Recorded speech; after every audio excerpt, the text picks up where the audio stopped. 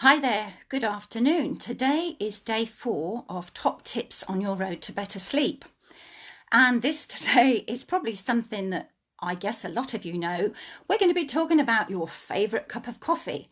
And I've just seen somebody post that they've had their third cup of coffee of the day. Fair play. If you're sleeping well, that's great. For those of you who aren't sleeping so well, this is for you.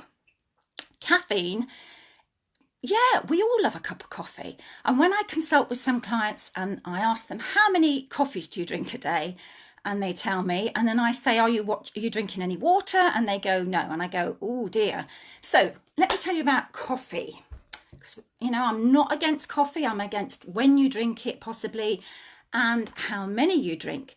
So in the body, during the day, adenosine levels build up and they bind to what's called adenosine receptors. A little bit of science, but it makes perfect sense. Those same receptors are also what caffeine binds to. So the idea is that during the day, the adenosine levels rise, the binding causes drowsiness.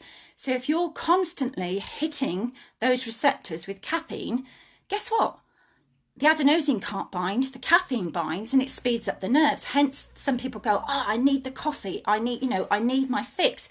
Well, yes, you do to keep you going, but you're actually self-destructing in the sense that you're preventing what's supposed to be happening naturally. So the choice is yours. I've told you about it. If you are having trouble sleeping, I would suggest that you possibly don't have a coffee after 2 o'clock in the afternoon. Again, there's another factor that comes into play, and that's the half-life of caffeine. It's a roughly 6 hours. It depends from person to person. Apparently there's a gene involved as well. So if you have that cheeky little coffee at 5 o'clock in the evening, guess what? 50% of it is still buzzing around in your brain at 11 o'clock at night. And you're not going to relax. You're not going to go to sleep because the body still thinks, well, hey, I've got all this caffeine in my body. So there are fortunate individuals out there who shall remain nameless, who can drink who can drink an espresso at, after their dinner or just before they go to bed, and they sleep well. Fair play, rock on, that's awesome. So this series of tips is for those that are struggling to get to sleep, staying asleep, or waking up and they're feeling shattered. We will touch briefly on insomnia at the end. Insomnia is not a quick fix. There's lots of other things that I could talk to you about in relation to that. So far we've had mobile phones away from the bed. We've had get an alarm clock instead. We've had up your water intake. We've had reduce the viewing of negative social media because that has a bad effect on me anyway.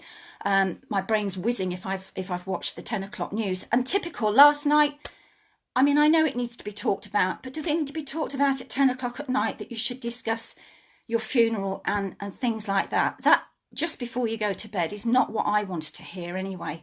So anyway, I hope these tips are proving useful. People are commenting. I only allow myself 1 coffee in the morning. Actually, brilliant. So what I'll do is when I've done all my top tips, I'll have 1 session where I'll be here for open question and answers. So I'll be here if there's something you wish to discuss privately, we can do that. I wouldn't discuss it openly if you weren't happy with that. So I hope this has been useful, and thank you for the people that have tuned in to watch. Please share it with your contacts if they're struggling with sleep, because this is a whole series of useful tips. Have a fantastic afternoon, and I will see you tomorrow at the same time. Bye-bye.